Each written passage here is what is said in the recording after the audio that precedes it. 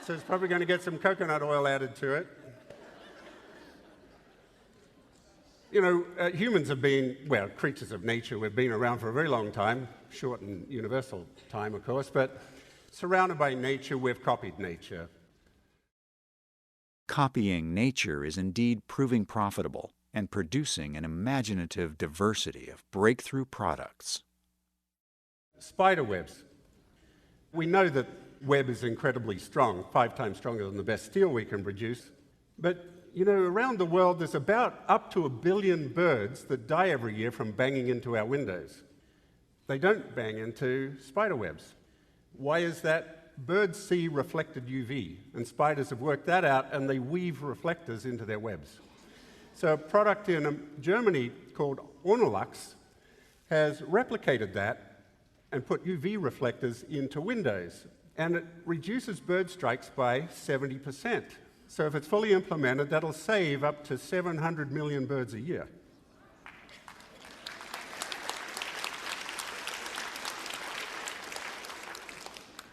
All the world's civilizations have been biomimetic and have used the proportions of nature in art and architecture, pottery and weaving since the dawn of thought right up till the start of the Industrial Revolution, when technology took us down completely different paths not mentored by nature.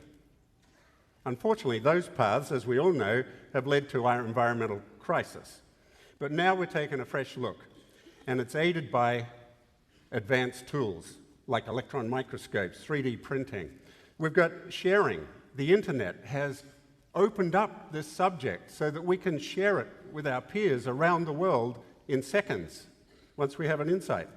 And entrepreneurial appetite. There are more graduates today than at any time in history, and they're looking for the next new thing.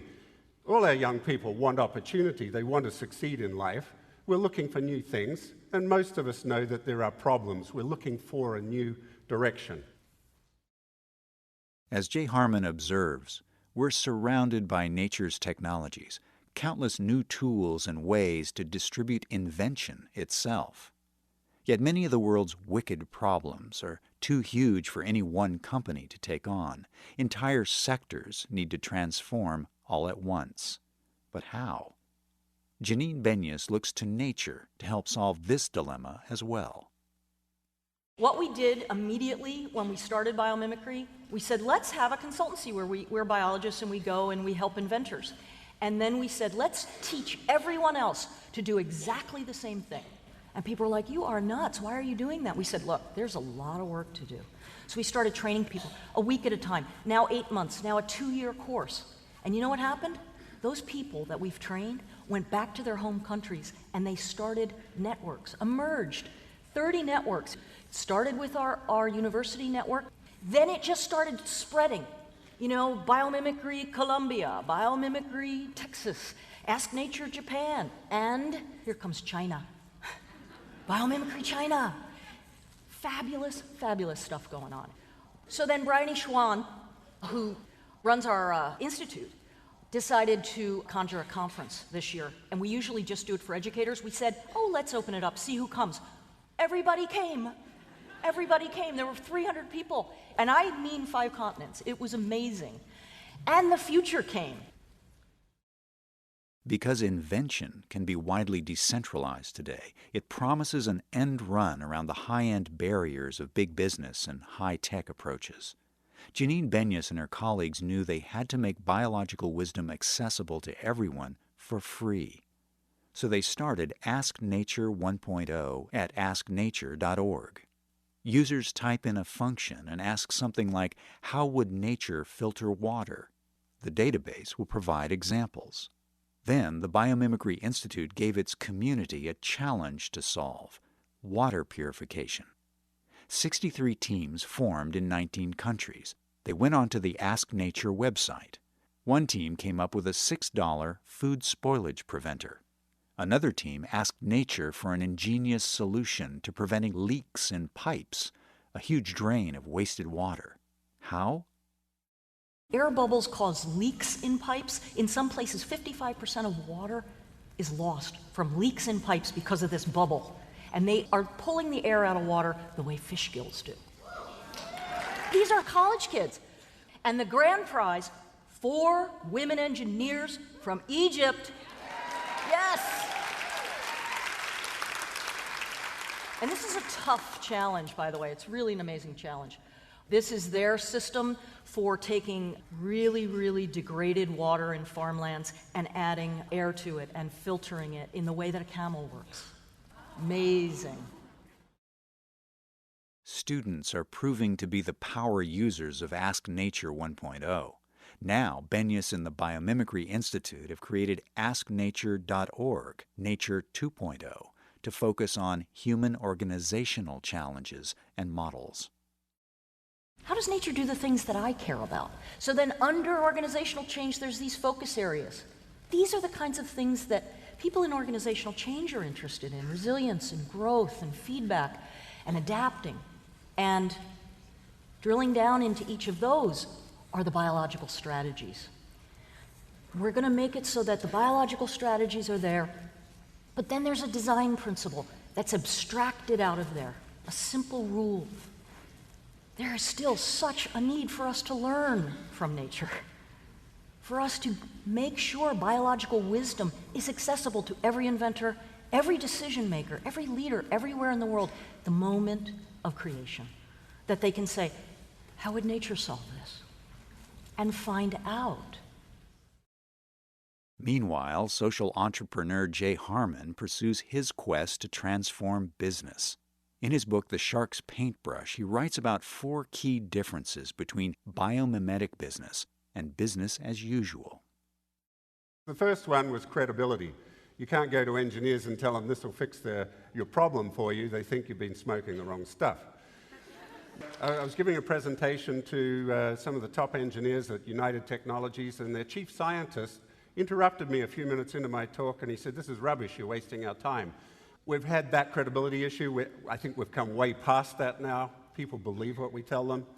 Biomimicry businesses are interdisciplinary. You have to have biologists and MBAs and engineers and physicists talk to each other. That's not traditionally what's happened. And they use different languages a lot of the time. And huge inertia. The problems of the world are already being solved. It's just long-term they're not, right? So if businesses are already doing it, why should they change? So we've had to show them where the wealth is. Because what's a business about? It's about generating wealth. It comes to the bottom line. So if you can show that you can create more wealth, you've got an audience. And the need for patience. Biomimicry projects take longer than .com businesses. The opportunities for the future are absolutely enormous. The Harman Institute at Point Loma Nazarene University has predicted that within the next 12 years, there'll be $1 trillion of GDP worldwide from biomimicry. This is no small thing. This is a proper survey done, and they're not alone in that. And there'll be 1.6 million US jobs created in the next 12 years. I can't imagine a single product in the world that can't be improved by biomimicry. In my view, and that of many others, nothing less than the overhaul of the entire industrial world is possible, probable, and inevitable.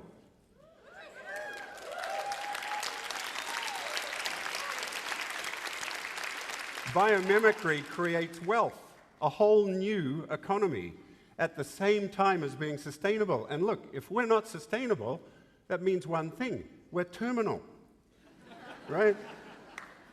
So there is no choice. We have to keep going back to our teacher. You know, we're an amazing species. We really, really are. Let's remember that too. Take heart. We are surrounded by genius. We just forget sometimes. We have to make it a daily practice of asking nature for help. They will find us our way home.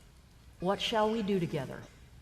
Reimagine, innovate in nature's sustainable image, and we'll get home. We have to act as if we will, and we will. When you're lost, you ask for directions from the locals. In our case, that means asking nature how to find our way home.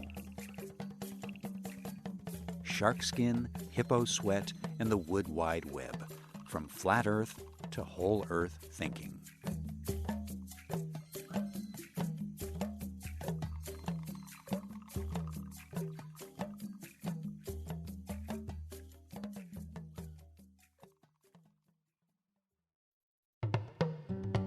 You can see Janine Benyus and Jay Harman's full presentations or explore more Bioneers radio shows and video programming online at Bioneers.org.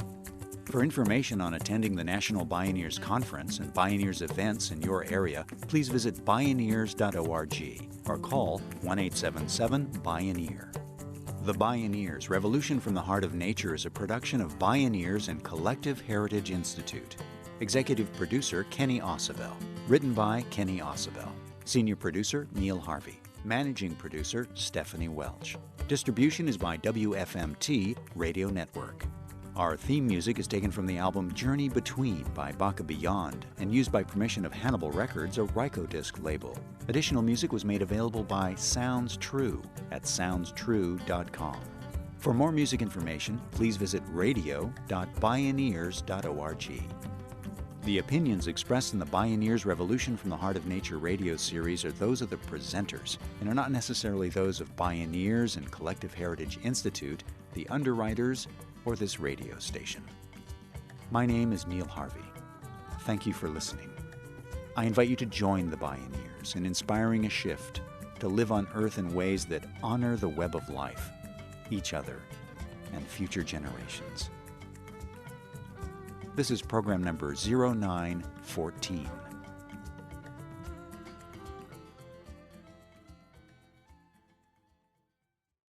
This program was made possible in part by Organic Valley, pasture-raised organic dairy products bringing the good from our family to yours. Visit organicvalley.coop. Mary's Gone Crackers, healing the planet through conscious eating, gluten-free and vegan products since 2004. Learn more at marysgonecrackers.com. John Masters Organics. Feel good about looking good. Visit johnmasters.com. Funding also provided by a grant from the Park Foundation, dedicated to heightening public awareness of critical issues, and by the generous support of listeners like you.